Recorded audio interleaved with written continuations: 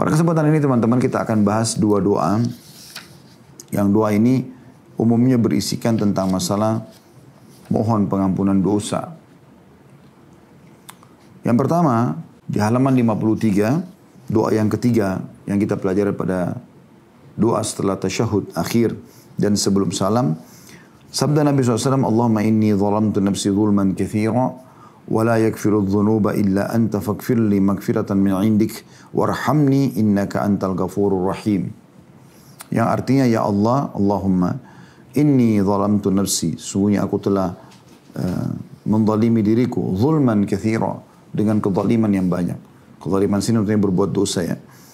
Wala yaghfiru dzunuba illa ant, dan tidak ada yang bisa mengampuni dosa kecuali Engkau. Faghfir li maghfiratan min indik, oleh karena itu karuniakanlah aku pengampunan dari sisimu. Warhamni, dan kasihanilah aku. Innaka antal ghafurur rahim, sesungguhnya kau zat yang maha pengampun lagi maha pengasih. Hadis ini diriwayatkan oleh Bukhari jilid 8 halaman 168 dan Muslim jilid 4 halaman 2078. Dan ini sudah kita titik beratkan sebenarnya, dari maknanya kita bisa jelaskan atau kita bisa fahami kalau pemohonan ampun dari dosa-dosa. Dan ini sangat relevan bahasanya dengan doa yang sebelumnya, yang kita berlindung dari segala jenis dosa dan juga hutang. Ya. Akan kita masuk panjang lebar jabarkan sebentar insya Allah. Kita langsung baca doa yang keduanya, karena ini mirip ya. Maksudnya sama-sama mirip dari sisi permintaan ampun kepada Sang Pencipta Allah. Yaitu yang bunyinya, Allahumma ighfir li ma qaddamtu wa ma akhartu wa ma asrartu wa ma a'lantu wa ma asraftu wa ma anta a'lamu bihi minni antal muqaddimu wa antal muakhiru la ilaha illa ant. Yang artinya, Allah, ampunilah dosaku yang telah aku lakukan maupun yang akan datang. Begitu juga yang aku rahasiakan maupun yang aku tampakkan, atau yang aku lakukan secara berlebih-lebihan, dan apa yang engkau lebih mengetahuinya dari diriku. Engkau lah yang mendahulukan dan mengakhirkan, tidak ada Tuhan yang berhak disembah kecuali Engkau. Hadis riwayat Muslim di 1 halaman 534. Kita coba bedah dulu doa ini teman-teman sekalian. Doa yang pertama, Allahumma inni zalamtu nafsi zulman katsira. Ya Allah, sungguhnya aku telah menzalimi diriku dengan kezaliman yang banyak. Pernah Abu Bakar meminta kepada Nabi SAW agar diajarkan doa. Dan doa ini agar dosa-dosa dimaafkan, dibersihkan oleh Sang Pencipta Allah. Maka Nabi SAW mengajarkan Abu Bakar doa ini. Lalu Abu Bakar bertanya, ya Rasulullah, di mana saya baca? Atau kapan saya baca? Kata Nabi SAW, bacalah sebelum salam. Yang artinya, Allah, sungguhnya aku menzalimi diriku dengan kezaliman yang banyak. Di sini kita ambil pelajaran penting teman-teman sekalian, kalau dosa itu adalah kezaliman. Anda kalau melakukan dosa sekecil apapun, apalagi kalau sampai dosa besar, maka Anda sedang menzalimi diri Anda. Kenapa Anda zalimi? Karena itu pelanggaran. Kalau Anda pemilik perusahaan atau Anda pegawai di sebuah perusahaan, kalau pemilik perusahaan, dia terapkan sebuah peraturan dan ancaman bagi orang yang melanggar peraturan tersebut. Maka tentu saja dia tidak akan tinggal diam kalau ada yang melanggar. Dia akan menghukumnya. Begitu juga dengan staf. Kapan dia melakukan perbuatan pelanggaran di kantor, maka dia sangat terancam untuk dihukum. Ya. Dan itu jelas sekali. Ini contoh rasionalnya saja. Maka Allah Subhanahu wa Ta'ala juga menghukum hamba-hambanya yang melakukan pelanggaran. Maka ini dinamakan kezaliman. Bahkan banyak fasilitas selama di dunia ini yang Allah tahan atau bahkan Allah hilangkan justru karena kemaksiatan seorang hamba. Oleh karena itu dia tidak boleh sama sekali teman-teman sekalian melakukan kemaksiatan. Sebelum dia melakukannya, kapan peringatan dari Allah datang, dia harus menerima. Baik itu melalui lisan manusia di sekitarnya, pasangan hidupnya kah, anak-anaknya kah, temannya kah, menasihati dia agar jangan dia terjerumus dalam dosa tersebut. Ataupun memang Allah Subhanahu wa Ta'ala datangkan sinyal itu, kayak rasa takut, rasa khawatir, ya, rasa menyesal.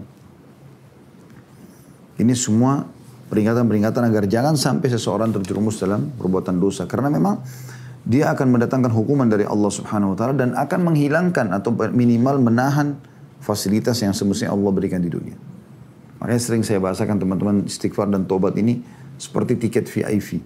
untuk menuju ke surga dan mendapatkan fasilitas yang Allah SWT berikan selama di dunia.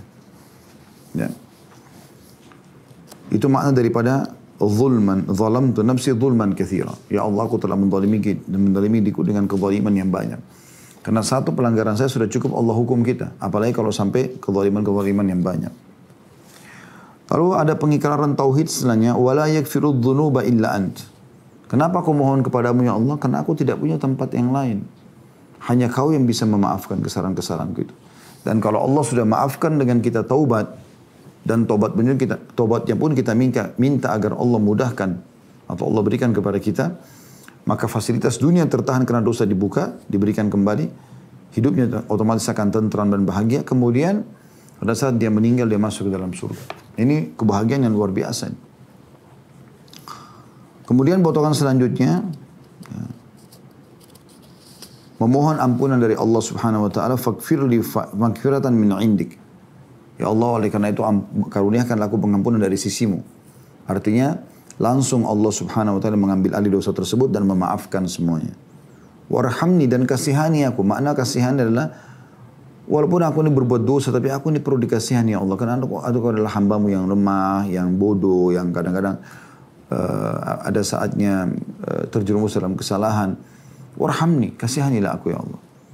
Innaka antal ghafurur rahim. Sesungguhnya kau zat yang maha pengampun, lagi maha pengasih. Doa ini teman-teman sekalian, ya. Doa bagaimana pengakuan seorang hamba terhadap dosa-dosanya, dan ini dianjurkan sekali untuk dibaca karena memang dosa berbahaya sebagaimana saya jelaskan tadi.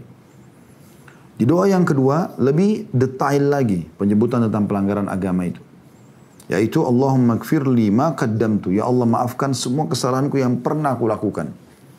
Mau kecil, mau besar, maafkan ya Allah. Wa ma akhartu, dan apa yang akan aku lakukan. Jadi kita minta dosa yang telah berlalu. Kalau ke depan pun ada dosa aku lakukan, dimaafkan dari sekarang ya Allah. Ya. Wa ma asrartu, dan apapun yang aku sembunyikan, rahasiakan. Wa ma alantu, dan apa yang aku lakukan terang-terangan. Wa ma asraftu, dan apa yang aku berlebihan sampai bertahun-tahun mengulangi dosa yang sama. Sudah taubat terulang lagi. Itu israf namanya, berlebihan. Ya. Wa ma anta alamu bihi minni, dan kau lebih tahu ya Allah daripada diriku. Pelanggaran maksudnya mungkin ada yang aku lupa, aku nggak ingat. Tapi sebenarnya engkau mengetahui ya Allah. Antal muqaddimu antal muakhiru la ilaha illa anta. Karena kamu adalah yang mendahulukan dan mengakhirkan. Tidak ada Tuhan yang berhak disembah kecuali engkau. Ini doa teman-teman sekalian luar biasa. Kalau kita renungi baik-baik, tidak ada lagi celah dosa kita masih ada setelah baca doa ini. Ya Allah, ampunilah aku apa yang telah aku lakukan. Berarti semuanya tidak terkecuali. Mulai dari detik itu, dari kita berdoa, membaca ini sampai dari awal kita sudah dicatat punya dosa. Minta agar itu dibersihkan semua. Wa ma akhartu, misalnya kita sekarang umur 40 tahun, 50 tahun, berarti Allah misalnya masih kasih kita 50 tahun ke depan. Ya, insya Allah panjang umur, di atas ketaatan. Maka 50 tahun ini pun kalau sampai ada terbuka pintu dosa, ampuni ya Allah. Wa ma asrartu, dan apa yang aku sembunyi-sembunyi, aku rahasiakan. Tidak ada yang tahu, hanya antara aku, pelaku, ya, atau subjeknya, dan juga Allah SWT. Wa ma'alantu, dan apa yang akan aku terang-terangan. Ada orang kadang-kadang menghibah, memfitnah, mencaci maki, memukul orang terang-terangan. Wa ma'asraftu, dan apa yang aku berlebihan. Ini 5 permintaan ini luar biasa gitu. Ya. Jadi permintaan yang luar biasa terhadap dosa. Jadi tidak tertinggal satu pun dosa lagi setelah ini. Ya. Bahkan kita mengatakan wa ma anta alamu bihi minni, dan engkau lebih tahu ya Allah. Mungkin masih ada yang aku belum sebutin, engkau lebih tahu, maafkan semuanya. Karena kau zat yang mendahulukan atau mengetahui yang dahulu dan juga yang akan datang. Tidak ada Tuhan yang berhak disembah kecuali engkau. Ya. Jadi ini dua ini yang akan kita bahas insya Allah panjang lebar. Baik, kita ingin menyinggung tentang masalah taubat dan istighfar. Taubat dan istighfar. Perhatikan perkataan Abu Musa al-Ash'ari radhiyallahu anhu, sahabat Nabi yang mulia. Beliau pernah berkata, dahulu kita memiliki 2 pelindung dari azab.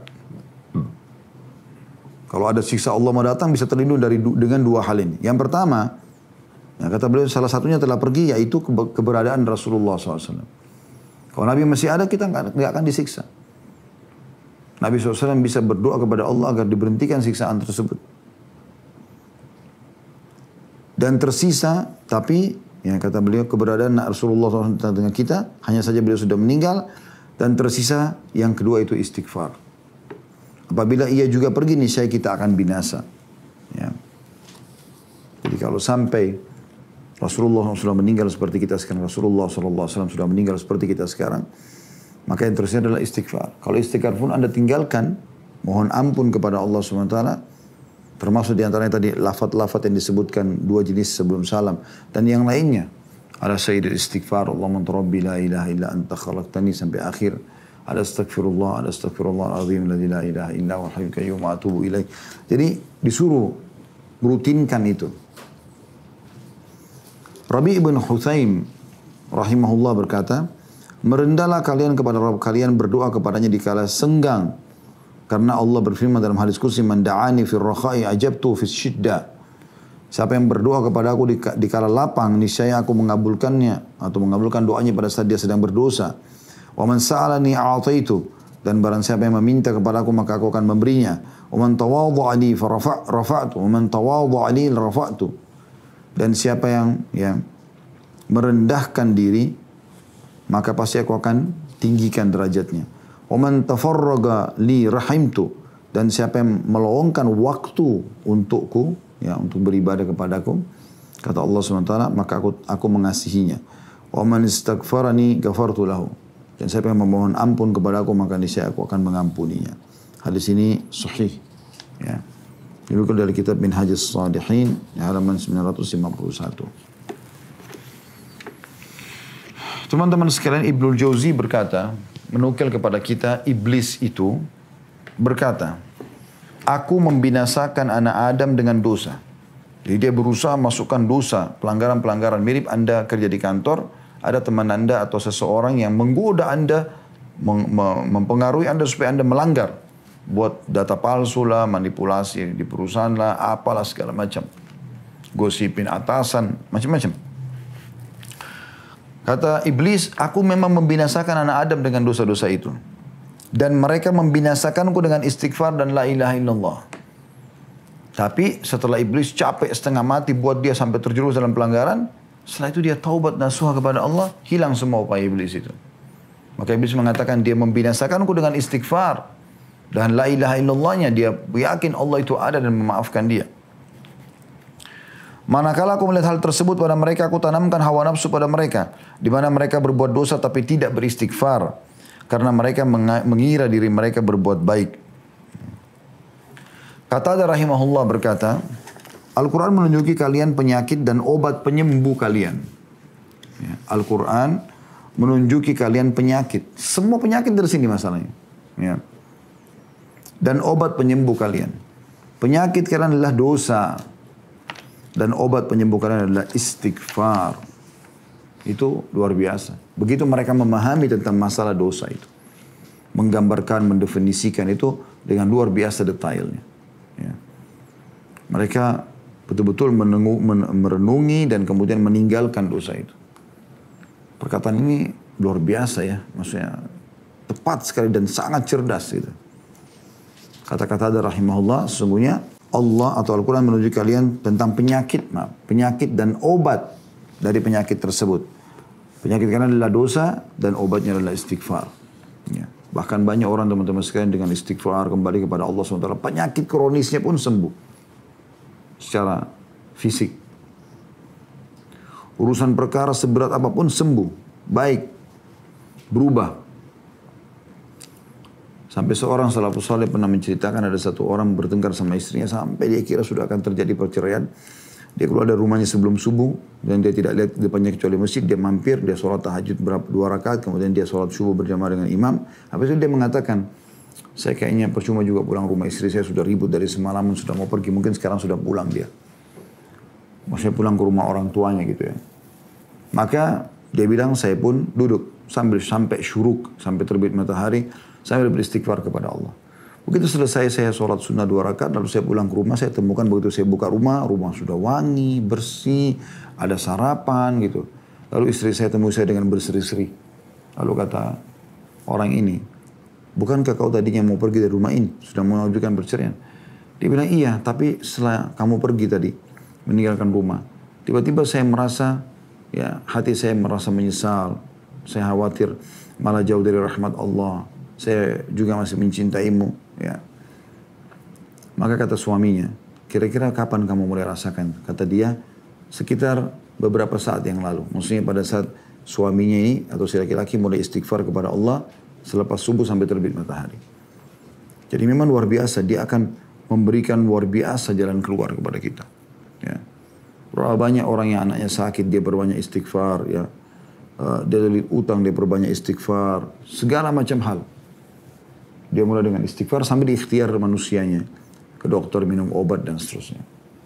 Ali bin Abi Thalib berkata, yang aneh dari orang yang binasa padahal keselamatan ada bersamanya. Beliau bertanya, apakah keselamatan itu? Kata Ali bin Abi Thalib, istighfar. Jadi Ali bin Abi Thalib heran dengan orang-orang yang banyak binasa, disiksa di kubur, masuk ke dalam neraka nanti di akhirat. Sementara ada penyelamat dia. Sangat aneh kata beliau. Seseorang binasa padahal keselamatan bersamanya. Maka orang-orang di sekitarnya bertanya, memang yang anda maksudkan dengan keselamatan itu seperti apa? Kata Ali radhiyallahu anhu, istighfar. Istighfar itu begitu mengatakan astagfirullah wa atubu ilaih. Aku memohon maaf kepadamu ya Allah. Ya, dan aku janji tidak akan mengulanginya. Maka sudah cukup itu. Kalau dia tulus untuk membersihkan kesalahan yang lalu. Sehingga fasilitas dunia kembali. Dan di akhirat nanti dia akan masuk ke dalam surga. Ali juga mengatakan tidaklah seorang hamba diilhami oleh Allah SWT untuk beristighfar sementara dia berkehendak untuk mengadabnya. Jadi kalau lisan anda sempat mengatakan astagfirullah wa atubu ilaihi, jelas gitu kan. Maka berarti Allah ingin memang memaafkan kesalahan anda. Sebagaimana kalau lagi sakit anda berdoa kepada Allah merengek, manja. Ya Allah sembuhin penyakit saya. Sebenarnya Allah sudah menyiapkan kesembuhan. Cuma memang Allah menguji hamba tersebut. Seberapa sabar dia. Dalam sebuah hadis yang lain, kata Nabi SAW, kalau Allah mendengar sebuah doa yang indah dari hambanya, dari seorang hambanya, maka dia menerlambatkan jawabannya agar dia tetap dalam keadaan berdoa tersebut. Seorang yang saleh berkata, dari kaum salaf, hamba berada di antara dosa dan nikmat. Keduanya tidak akan menjadi baik kecuali nikmat disyukuri dan dosa diistighfari. Itu saja intinya. Nikmat anda alhamdulillah, nikmat yang halal. Ada dosa, anda istighfar bertobat kepada Allah. Diriwayatkan dari Luqman alaihissalam bahwa dia berwasiat kepada putranya, wahai anakku, Allah memiliki beberapa waktu, tidak ditolak orang yang meminta pada waktu itu, maka perbanyaklah istighfar. Jadi beliau bukan menyuruh anaknya untuk ya perbanyak doa, minta doa-doa kebaikan-kebaikan. Dia menekankan justru waktu mustajab gunakan untuk istighfar. Karena beliau sangat faham, Luqman alaihissalam, yang dalam surah Luqman disebutkan namanya, kalau seseorang dosanya dibersihkan, seperti orang di perusahaan diputihkan semua kesalahannya, maka dia akan seperti orang yang baru di situ, mendapatkan segala macam fasilitas yang baru, yang bagus, ya, sampai dia bertemu dengan Allah Subhanahu Wa Taala. Aisyah juga berkata, radhiyallahu anha, tuba bagi yang mendapatkan banyak istighfar dalam buku catatan amalnya. Dan tuba adalah nama surga. Ada pendapat lain yang mengatakan dia nama pohon di surga. Abu Minhal berkata, tidaklah seorang hamba didampingi dalam kuburnya oleh pendamping yang lebih dia cintai daripada istighfar. Karena istighfar itu berarti memaafkan kesalahan kita. Maka fasilitas dunia kembali. Ya, kemudian dikubur pada saat dia mati dia husnul khatimah, pada saat dia masuk dalam kuburnya menjadi taman dari taman surga. Selanjutnya dia akan mendapatkan semua fasilitas apa yang Allah Subhanahu Wa Taala janjikan untuk dia, dan fasilitas akhirat dia akan dapat.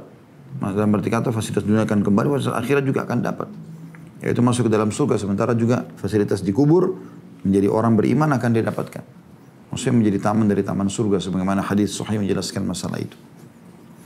Hasan Basri berkata, berbanyaklah istighfar di rumah-rumah kalian, di meja-meja makan kalian, di jalan-jalan kalian, di pasar-pasar kalian, dan di majlis-majlis kalian, karena kalian tidak tahu kapan ampunan akan turun. Astagfirullah wa atubu ilaih, astagfirullah wa atubu ilaih, itu luar biasa. Tentu lafadznya bukan cuma itu tadi sudah kita pelajari ya. Allahumma inni zalamtu nafsi dzulman katsiran. Ini juga boleh dibaca di luar salat. Ya Allah, aku telah menzalimi diriku dengan kezaliman yang banyak. Wa la yaghfiru dzunuba illa ant. Dan tidak ada yang mengampuni dosa kecuali Engkau. Faghfir li min indika maghfiratan innaka antal ghafurur rahim. Ya, berikanlah aku, karuniakanlah aku pengampunan dari sisimu. Ada tadi potongan warhamni, dan kasihanilah aku. Innaka antal ghafurur rahim. Sungguh kau zat yang maha pengampun lagi maha pengasih. Begitu tadi doa yang kedua. Allahumma ighfir li ma qaddamtu wa ma akhartu. Ya Allah, maafkan semua kesalahanku yang lalu. Semua yang akan aku lakukan nanti ke depannya. Wa ma asrartu, dan apa yang aku rahasiakan, sembunyikan. Wa ma a'lantu, dan apa yang aku iklankan, terang-terangan. Wa ma asraf, dan apa yang aku berlebihan dalam melakukannya. Berulang-ulang, bertahun-tahun. Itu juga doa yang sangat mulia. Gitu kan. Seorang badui berkata, siapa yang ingin menjadi tetangga kami di tanah kami, hendaklah memperbanyak istighfar, karena istighfar adalah awan tebal yang mengandung hujan lebat.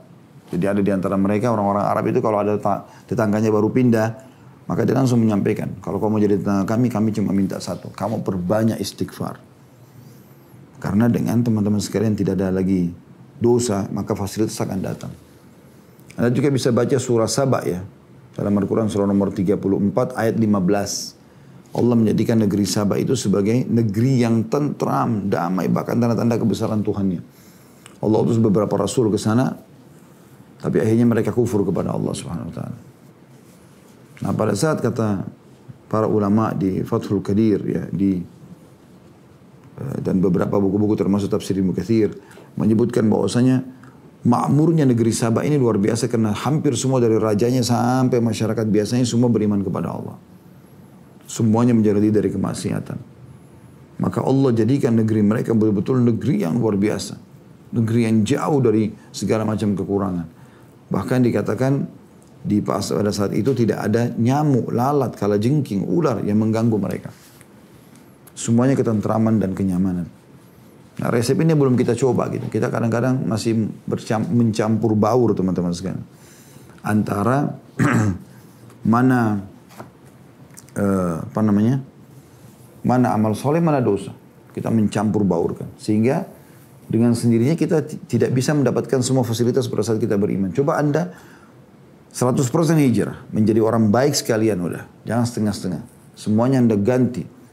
Apakah nama perusahaan kalau betul dengan Islam, atau mungkin sistemnya, atau mungkin permodalannya, apa saja. Kembalikan kepada Islam, maka insya Allah Anda akan lihat bagaimana keajaiban dan dahsyatnya rezeki dari Allah Subhanahu wa taala. Bakar bin Abdullah Al-Muzani berkata, kalian banyak berbuat dosa, maka perbanyaklah istighfar. Karena seseorang kalau menemukan istighfar di catatan amalnya pada setiap 2 garis, maka dia akan senang melihatnya. Jadi dia mengatakan, Bakar bin Abdullah Al-Muzani rahimahullah ini sebuah nasihat yang menarik. Dia mengatakan, kalian banyak berbuat dosa, kita tidak bisa pungkiri itu. Banyak kesalahan yang kita lakukan dalam keseharian. Maka berbanyaklah istighfar, imbang itu dengan istighfar.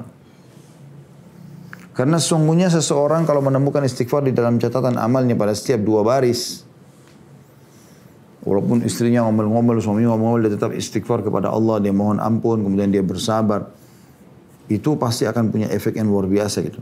Karena seseorang kalau menemukan istighfar dalam catatan amalnya pada setiap 2 baris, maka dia akan senang melihatnya nanti. Sedikit berbicara astagfirullah, sedikit bicara astagfirullah. Jadi dia memang luar biasa gitu dalam mendekatkan diri kepada Allah SWT dan memohon kalau di situ ada dosa maka dimaafkan. Ibnu Taimiyah berkata rahimahullah, fikiranku terpaku pada sebuah masalah yang sulit bagiku. Maka aku beristighfar kepada Allah 1000 kali sampai dadaku dilapangkan dan masalah yang sulit terpecahkan. Aku kadang berada di pasar, di masjid atau di sekolah, tapi hal itu tidak menghalangiku dari berzikir dan istighfar sampai aku meraih apa yang telah aku inginkan. Ini teman-teman sekalian perkataan Ibnu Taimiyah juga luar biasa gitu. Beliau sendiri pernah mengalami setiap kali mau menghafal lupa terus. Maka beliau khususkan istighfar 1000 kali. Ya, disebutkan dalam kisah ini. Kemudian beliau pun menemukan setelah itu ya, solusinya dari permasalahannya. Ya, jadi istighfar ini memang betul-betul luar biasa gitu. Manfaatnya luar biasa gitu. Kemudian teman-teman sekalian yang perlu kita titik beratkan lagi adalah waktu-waktu istighfar yang sangat ditekankan. Di Yang pertama itu teman-teman sekalian adalah selesai menunaikan ibadah. Termasuk ibadah haji di sini. Karena Allah SWT berfirman dalam surah Al-Baqarah 199, A'udzu billahi minasyaitonir rajim, "Tsumma afidu min haitsu afadan nas wastaghfirullah innallaha ghafurur rahim."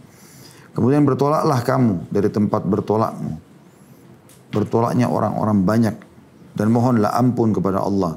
Sesungguhnya Allah Maha Pengampun lagi Maha Penyayang.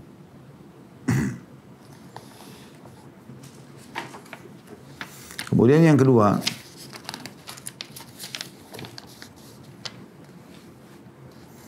istighfar di akhir malam. Kalau sekarang kita waktu sahur ya. Allah Subhanahu wa taala telah memuji hamba-hambanya memohon ampun kepadanya di waktu yang penuh berkah ini dalam firman-Nya dalam surah Al-Imran ayat 117. A'udzu billahi minasyaitonir rajim. As-sabirina was-sadiqina wal-qanitina wal-munfikina wal-mustaghfirina bil ashar. Orang-orang yang sabar, yang benar, yang tetap taat dan menafkahkan hartanya di jalan Allah. Dan mereka memohon ampun di waktu sahur atau di akhir malam. Dalam firman Allah lain dan dalam firman Allah yang lain dalam surah Az-Zariyat ayat 17 sampai 18 yang berbunyi, A'udzu billahi minasyaitonir rajim, kanu qalina minal laili ma yahja'un wa bil ashari hum yastaghfirun. Mereka sedikit sekali tidur di waktu malam dan di akhir-akhir malam mereka memohon ampun kepada Tuhan mereka. Ini anjuran untuk membaca istighfar ya, di dua waktu ini. Yang ketiga adalah penutupan majlis. Sebagaimana Nabi SAW bersabda, siapa yang setelah bermajlis lalu kemudian membaca sebelum berdiri, Subhanakallahumma rabbana wa bihamdika la ilaha illa anta astaghfiruka wa atubu ilaik. Maha suci Engkau ya Allah, Tuhanku, dan segala puji bagimu. Tidak ada Tuhan yang berhak disembah kecuali Allah, kecuali Engkau. Aku beristighfar kepadamu dan juga bertobat kepadamu.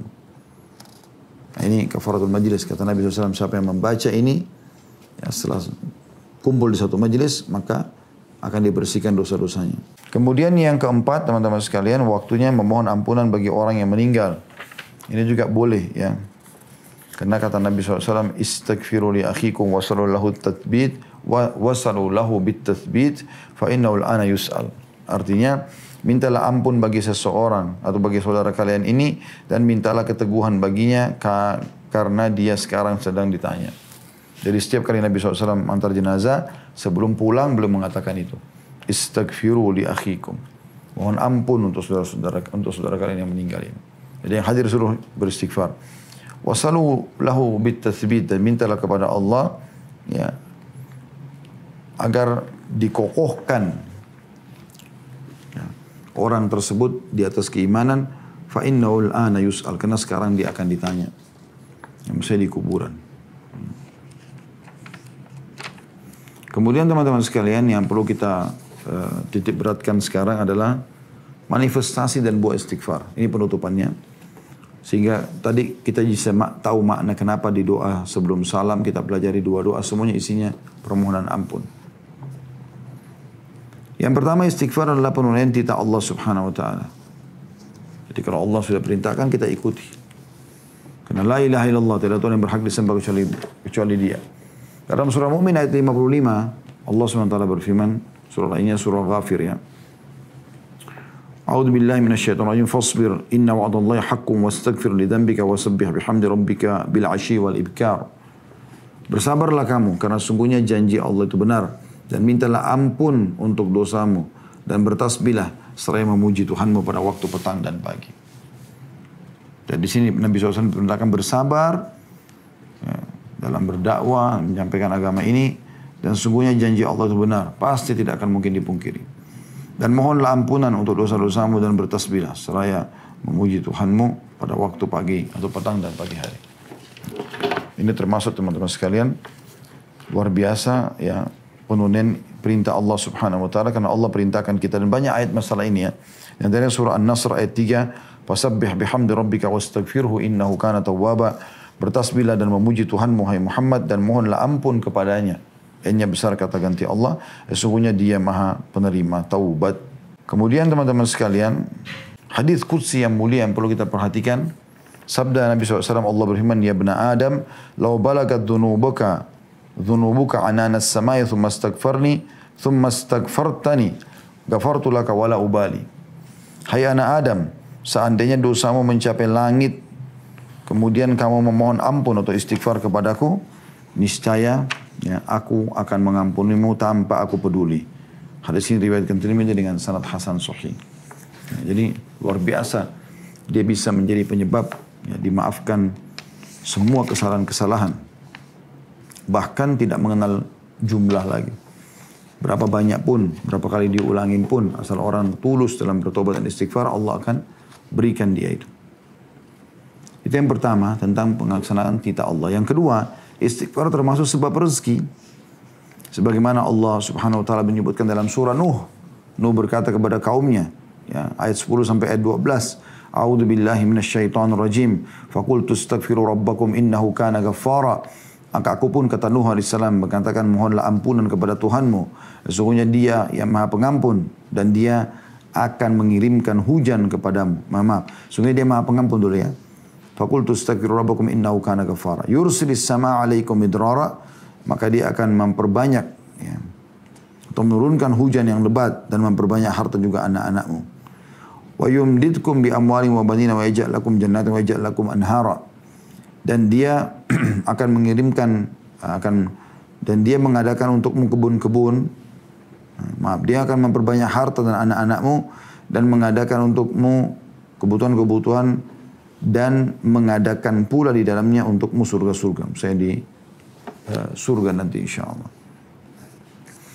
Kita lihat di sini bagaimana Nabi Nuh alaihissalam diperintahkan Allah untuk memohon kaumnya untuk beristighfar kepada Allah karena akan mendapatkan rezeki dari langit, juga rezeki dari bumi. Ya, bahkan ditambahkan yang bagi yang sudah punya anak ditambahkan anak lagi, ya, yang punya harta diperbanyak lagi hartanya. Miskin juga akan diberikan kekayaan, yang belum menikah pun akan diberikan pasangan. Kemudian juga firman Allah Subhanahu wa taala dalam surah Hud ayat 52, A'udzu billahi minasyaitonir rajim.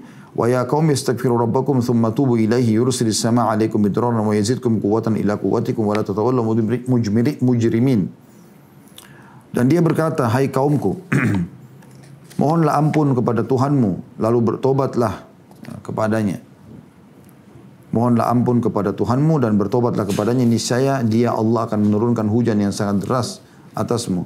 Dan Dia akan menambahkan kekuatan pada kekuatanmu dan janganlah kamu berpaling dengan berbuat dosa. Dan sekian banyak dalil-dalil ayat Al-Quran yang menekankan tentang masalah itu. Ya. Juga ada sabda Nabi SAW, Man akthar istighfar ja'alallahu lahu min kulli diqin makhraja. Siapa yang selalu memperbanyak istighfar.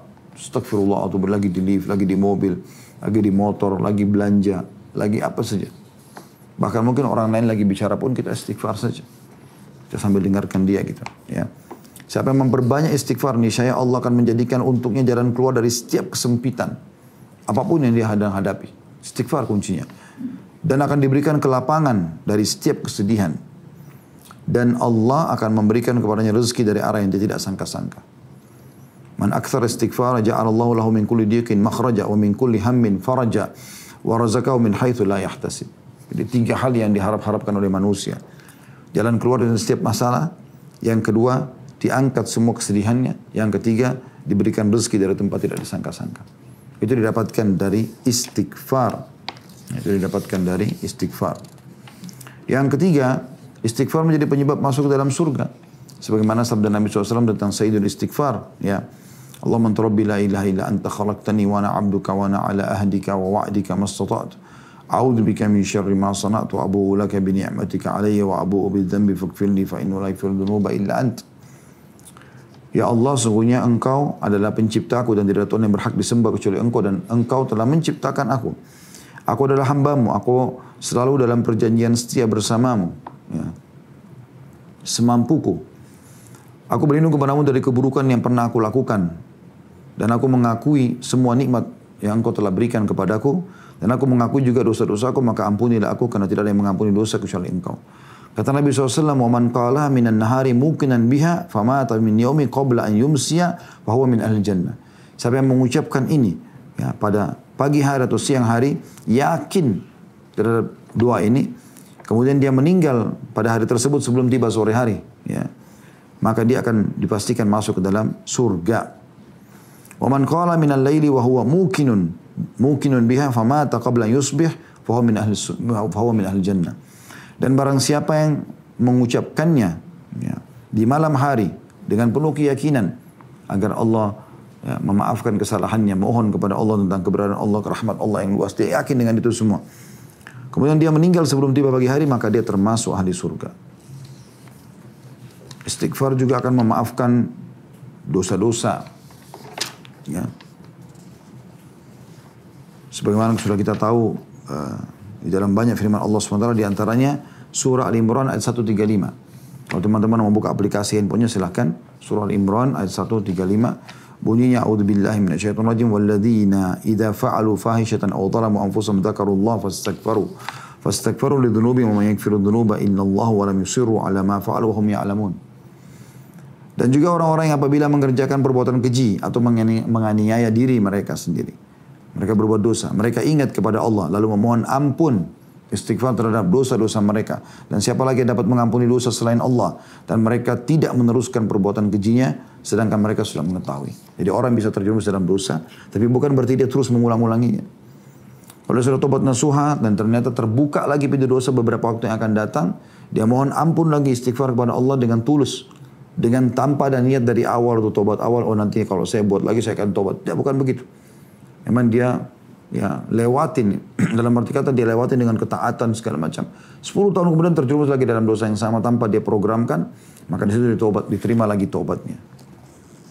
Abdullah bin Mas'ud radhiyallahu anhu sempat mengatakan dalam kitab Allah terdapat 2 ayat.